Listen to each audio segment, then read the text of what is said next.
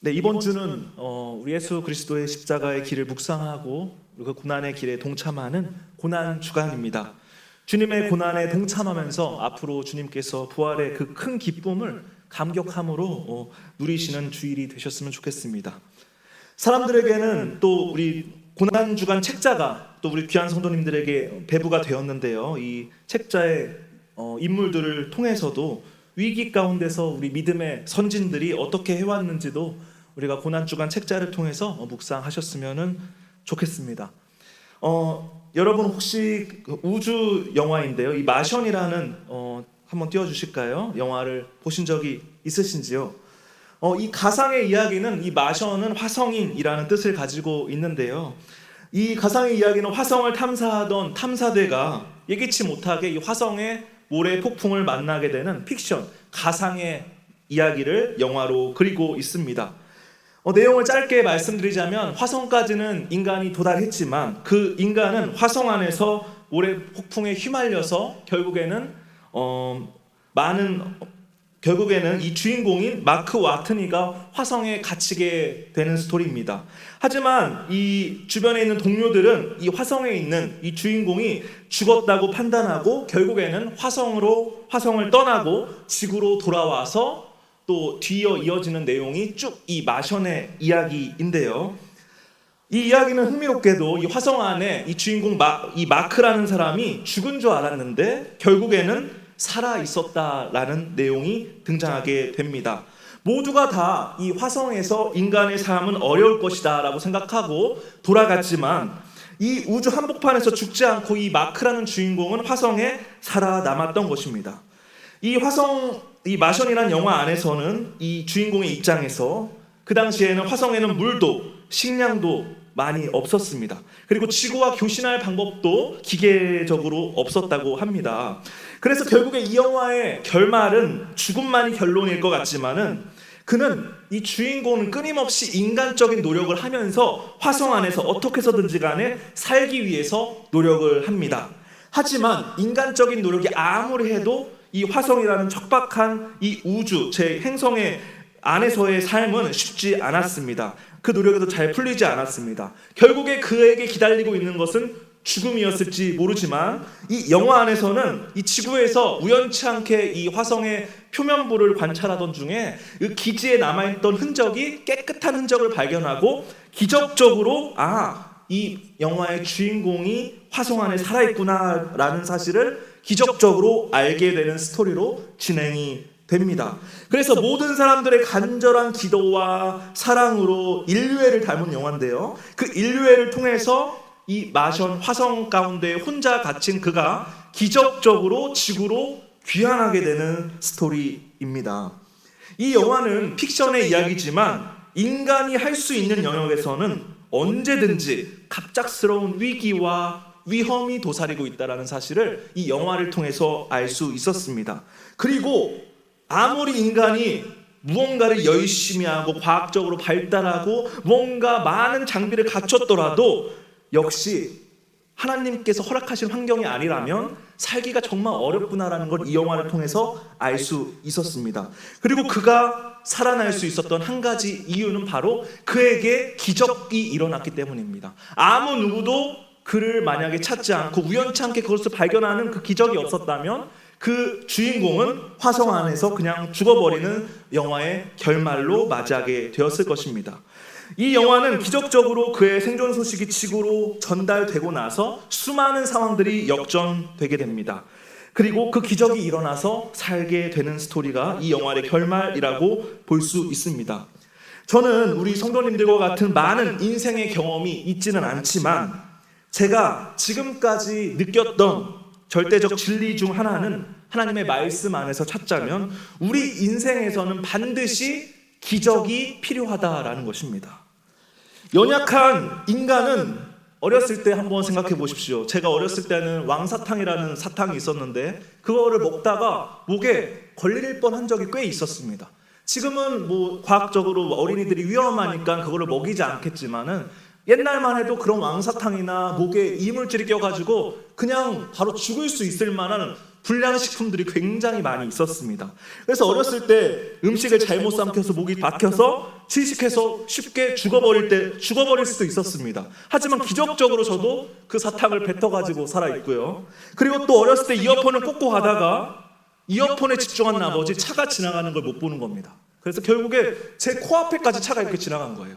어린 나이에. 여러분들은 어떤 기적적으로 산 경험이 있는지 한번 곰곰이 한번 생각을 해보시면 되게 우연치 않게 우리의 삶 모든 곳에서 내가 살아있는 게 기적이구나라는 거를 몸소 느끼게 되실 겁니다. 또 무엇이 있을까요? 여러분들 교통사고가 났던 기억도 있을 수 있고요. 부모님이 정말 어렵고 아플 때 누군가가 부모님을 위해 기도해주고 부모님을 도와주고 그리고 어떻게 해서든지 간에 주변에 도움의 손길이 있었던 그 기적, 그리고 불안정한 삶에서 안정적인 삶으로 갈 수 있었던 기적, 또 결혼도 마찬가지죠.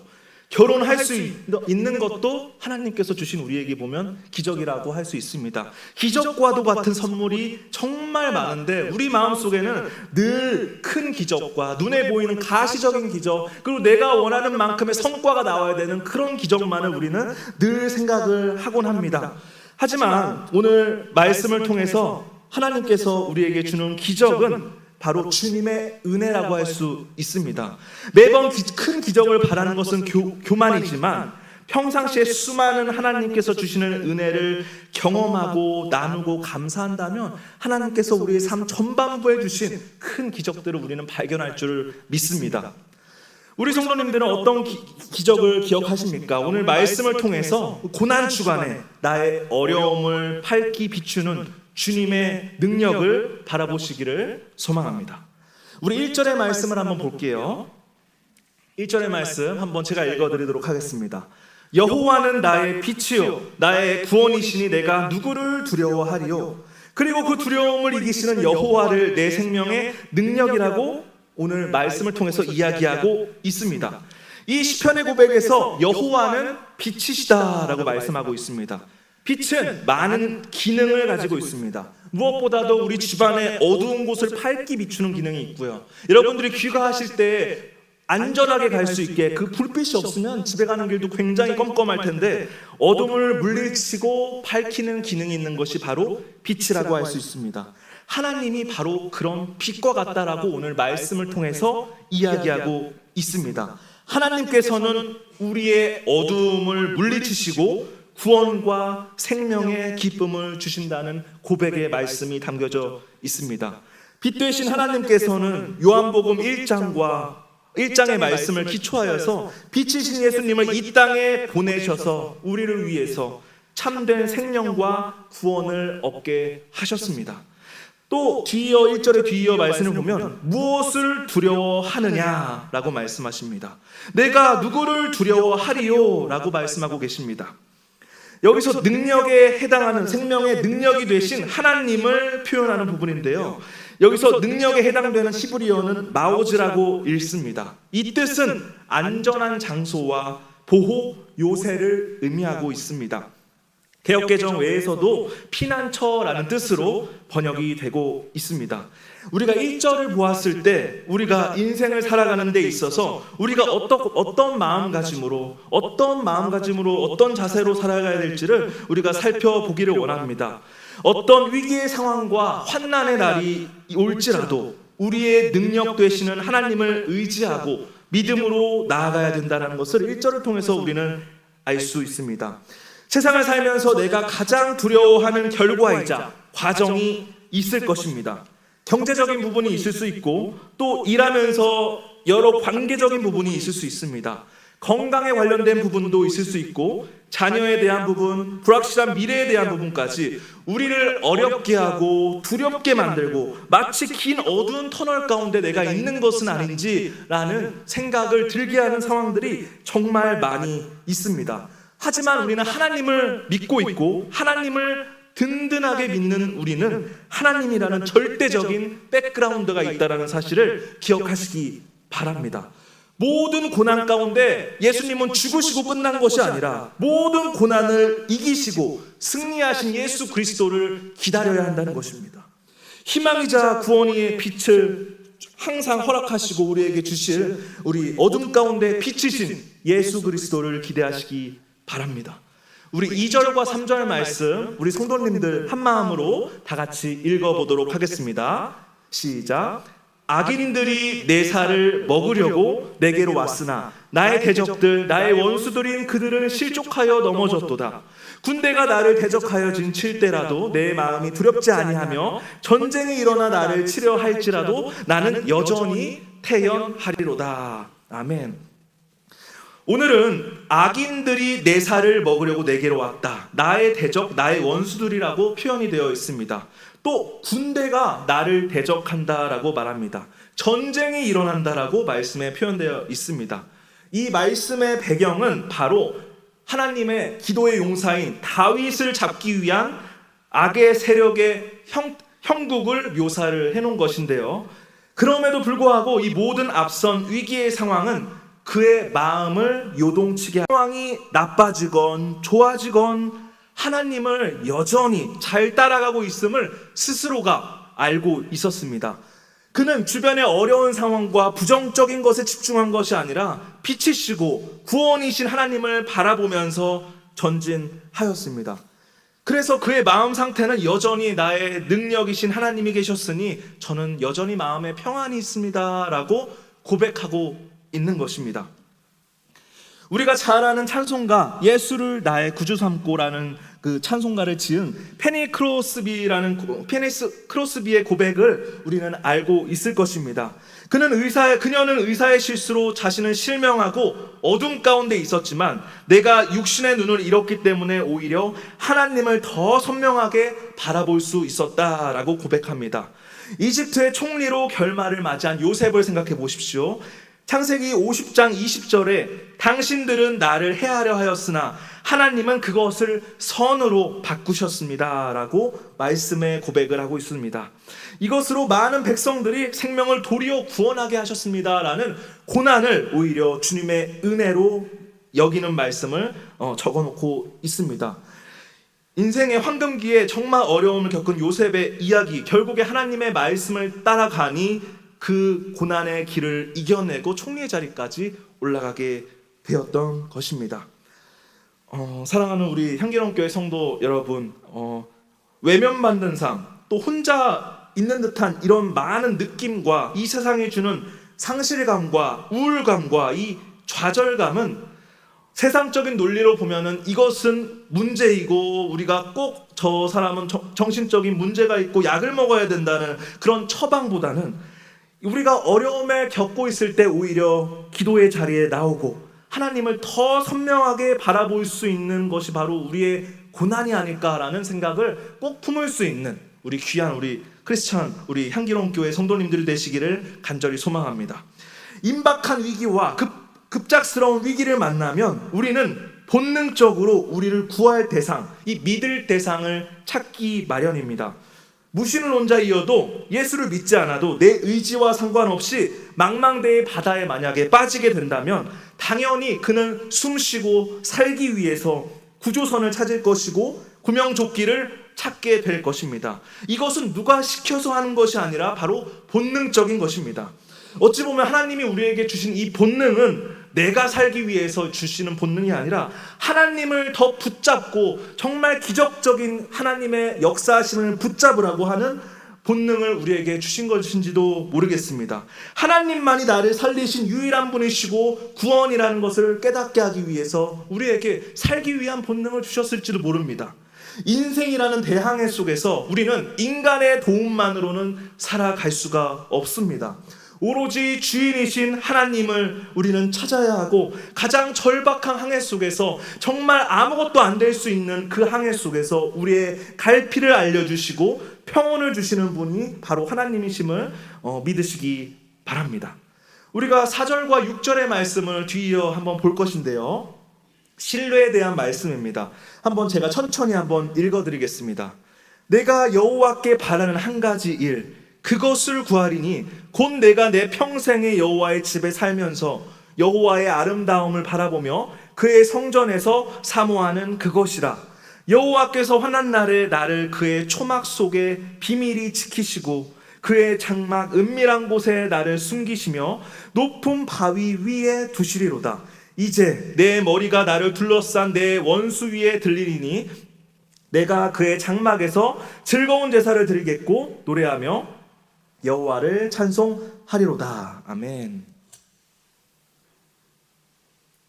4절의 말씀을 한번 보겠습니다. 간절히 바라는 것이 바로 무엇이었죠? 바로 평생 여호와의 집에 사는 것을 간절히 바라고 있습니다. 이는 주 안에서 주님의 아름다움을 바라보고 하나님을 여전히 경배드리면서 예배드리는 일을 경험하고 계속 원하고 있습니다. 예배하는 자로 나아가고 싶은 그 열망이 들어가 있습니다.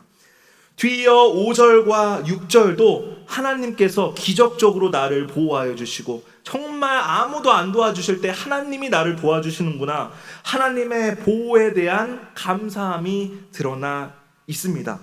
5절에 보면은 초막과 장막, 바위 모두 성전의 별칭으로 보호라는 뜻을 가지고 있습니다. 여기서 한 가지가 흥미로운 사실은 바로 광야의 초막과 하나님의 거주지로서의 장막이 나란히 등장하고 있다라는 것입니다. 이는 이 저자의 거처와 이 시인의 거처와 어찌 보면 우리 상황의 거처와 하나님의 거처가 분리되지 않고 하나, 일치되고 있음을 뜻하는 것입니다. 여기서 주님을 사랑하고 주님께 예배드리는 삶이 우리 집에서까지 이어지는 그 상황적인 맥락으로서 이 나란히 일치됨을 보여주고 있는 것입니다. 우리가 밖에서의 삶과 안에서의 삶이 여전히 하나님께 예배드리고 기도드리는 삶이 여전히 지속되고 있음을 이 구절을 통해서 알 수 있고 우리가 그렇게 살아야 됨을 알고 알 수 있습니다. 또 바위 위에 두시리로다 라는 말씀이 또 있는데요, 이것은 높게 솟고 열려있는 바위라는 그 공간 가운데 주님께서 우리를 들려 올려주신다. 우리가 어려운 상황 가운데서도 하나님께서 구조해 주시고 구원해 주신다는 기적적인 도우심을 뜻하고 있습니다.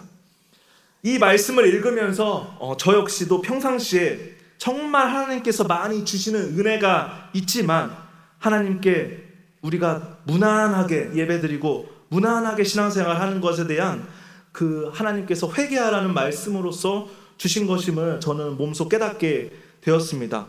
만약에 우리 인생이 무난하게 예배를 드린다면 우리의 인생은 감사함이 적어지게 되고 또 고난 가운데서도 오히려 불만과 좌절만 더 키워 나가게 되는 인생길로 살게 될지 모릅니다.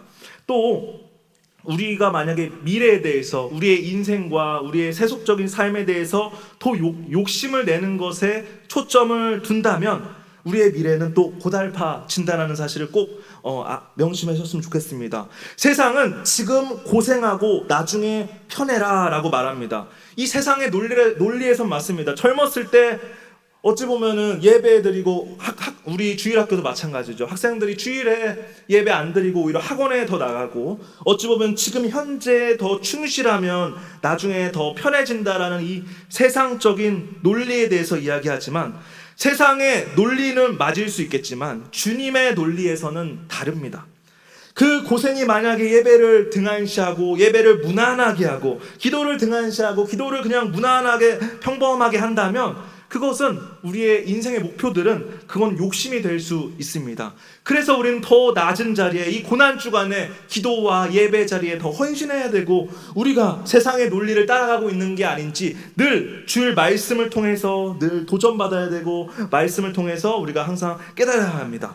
또 다르게 이 머무르고 만약에 유지하는 것에 초점을 둔다면 우리의 미래는 또 불안해집니다. 주님께서는 주셨다라는 것을 우리가 말씀을 공부하면 또 알 수가 있습니다.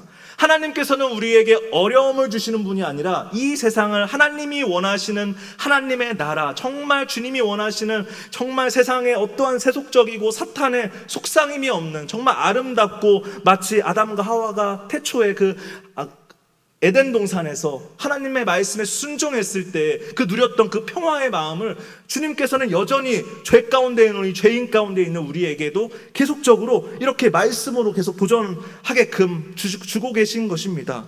하나님께서는 우리가 가진 것에 만족하기를 바라시고 우리가 가진 것에 만약에 분이 넘는다면 그것은 어려운 이웃에게 나눠주는 그 마음을 주게끔 주님께서 말씀에 써 있고, 우리가 헌금하는 모든 이유도 이 헌금이 우리가 가진 것들의 그 이상을 갖고자 하는 것이 아니라 하나님의 말씀과 하나님의 헌금으로 말미암아 이 세상이 변화되기를, 주님의 말씀으로 변화되기를 간절히 원하시기 때문에 모든 우리가 예배를 하는 것입니다. 그래서 우리가 앞선 절은 7절은 6절에서 4절에서 6절은 하나님에 대한 믿음과 신뢰를 보여주는 절이었다면, 뒤이어 이제 7절과 12절은 이제 청원이 드러나는 구절이 등장하게 되는데요. 한번 7절을 한번 띄워주실까요? 우리 7절의 말씀 한번 읽어보겠습니다. 시작. 여호와여, 내가 소리내어 부르짖을 때 들으시고 또한 나를 긍휼하게 여기사 응답하소서. 여기서 이제 구원하기를 간절히 청하는 것입니다. 하나님, 나를 구조해 주십시오. 나의 어려운 상황 가운데서 하나님 아버지 도와주십시오라고 간절히 청하고 있습니다. 다윗은 어려움 가운데 있을 때 이렇게 기도했다라고 합니다. 자신의 기도를 소리내어 부르짖는다라고 7절의 말씀에 되어 있습니다. 다윗은 기도의 사람이었습니다. 그가 육성으로 아주 크게 외쳐 기도했다는 뜻이 아니라 이 7절의 말씀의 표현은 하나님 응답하실 때까지 저 포기하지 않고 계속 기도의 자리에 나오겠습니다라는 뜻을 가지고 있습니다. 우리가 소리내어 부르짖습니다. 근데 그게 단회성입니다. 하지만 그 기도는 그러면 어찌 보면 하나님에 대한 진심이 없는 것이죠. 진짜 우리가 소리내어 부르짖다면 기도의 자리에 매 순간 나오기를 힘써야 되고, 오늘 이 다윗처럼 하나님이 응답하실 때까지 우리는 기도의 자리를 지켜야 될 줄을 믿습니다. 이 원리를 모르는 우리 성도님들은 없습니다. 어려움이 오면 우리는 당연히 기도해야 된다는 것을 알고 있습니다.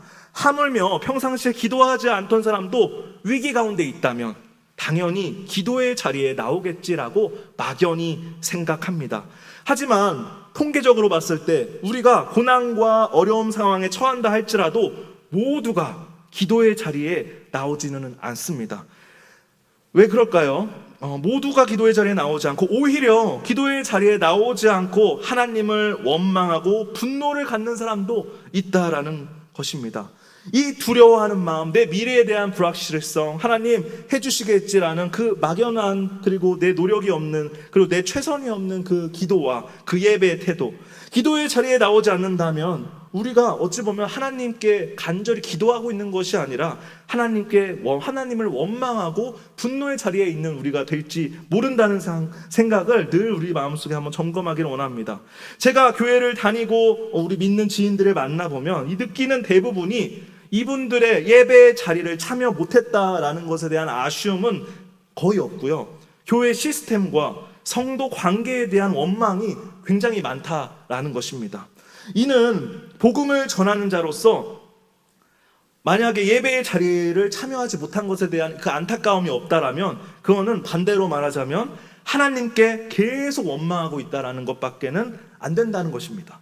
오늘 본문의 다윗처럼 기도할 때 기도가 삶의 한 부분으로 자리 잡아서 응답의 은혜를 경험하는 바로 이 장면을 통해서 우리 귀한 성도님들의 말씀의 은혜가 있기를 간절히 기도합니다. 우리 8절과 우리 12절의 말씀 한번 보도록 하겠습니다. 8절과 12절의 말씀 한번 제가 읽어드리겠습니다. 너희는 내 얼굴을 찾으라 하실 때에 내가 마음으로 주께 말하되 여호와여, 내가 주의 얼굴을 찾으리이다 하였나이다. 주의 얼굴을 내게서 숨기지 마시고 주의 종을 노하여 버리지 마소서. 주는 나의 도움이 되셨나이다. 나의 구원의 하나님이시여, 나를 버리지 마시고 떠나지 마소서. 내 부모는 나를 버렸으나 여호와는 나를 영접하시리이다. 여호와여, 주의 도를 내게 가르치시고 내 원수를 생각하셔서 평탄한 길로 나를 인도하소서. 우리 12절 다 같이 한번 읽겠습니다. 시작.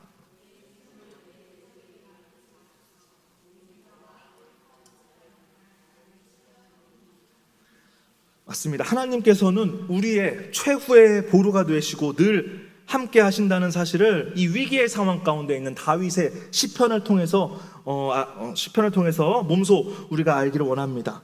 우리는 주님의 말씀에 불순종하고 있지 않은지, 마음속에 근심이 늘 있지 않은지를 우리가 점검하기 원합니다. 그래서 7절에 이렇게 아까 전처럼 외쳤죠. 소리내어 계속적으로 주님께 기도하고 끊임없이 주님의 응답을 구하는 기도하는 자가 되었습니다. 그래서 이 8절에 보면 이제 내가 주의 얼굴을 찾으리이다 라고 말씀하면서 끊임없이 주님 나의 어려운 상황을 알아주시고 주님 나를 불쌍히 여겨 주시옵소서라고 합니다. 연약하오니 내가 할 수 있는 게 없사오니 주여 나의 부족함을 채워주소서라고 간청하고 청원하는 문단의 구절이 계속적으로 등장하고 있습니다. 여기서 좀 더 볼 것은 10절의 말씀 한번 보겠습니다. 10절의 말씀은 내 부모를 나를 버렸으나 그러나 하나님은 나를 영접하십니다 라는 말씀을 하고 있습니다. 어찌 보면 이 말씀을 통해서 이 그분을 향한 믿음은 단순히 인간적인 가족과 그 부모의 사랑을 뛰어넘는 창조주께서 우리를 아껴주시고 그리고 우리 피조물들 우리의 어려움을 아껴주시는 그 뛰어넘는 수준의 사랑을 이 말씀을 통해서 우리는 알 수 있습니다. 부모가 우리를 버릴지라도 하나님은 우리를 버리시지 않는다는 그 하나님의 사랑하심을 우리 마음속에 꼭 품으시기를 간절히 소망합니다. 만약에 하나님께서 정말 이 사랑의 마음을 우리가 안다면, 이러한 확신이 있다면 우리 마음속에는 두려울 것은 없을 것입니다. 우리 마지막 본문 13절과 14절의 말씀 한번 보겠습니다. 우리 13절과 14절의 말씀 한번 다 같이 한번 읽어보겠습니다. 시작.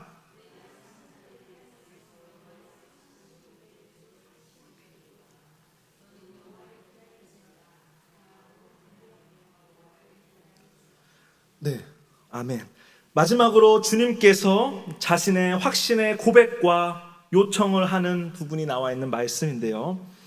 13절에 산자들의 땅은 저승과 또 어찌 보면은 스올이라는 이런 구역과는 구별되는 곳으로 도리어 생명이 살아 숨쉬고 샘솟는 곳임을 뜻하고 있습니다.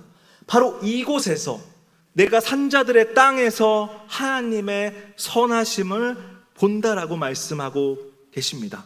여호와의 선하심은 성도가 누릴 수 있는 하나님으로부터 기대할 수 있는 은혜를 뜻하고 있습니다.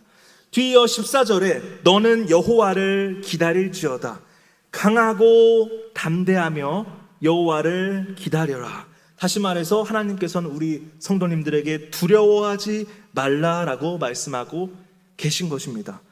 사랑하는 우리 향기로운 교회 성도 여러분, 무엇이 우리를 두렵게 만들고 어려움 가운데 있게 만들고 있습니까? 우리는 마음속에 두려움이 있을 때 기다림의 대상이 잘못되었지 않을까라는 생각을 했으면 좋겠습니다.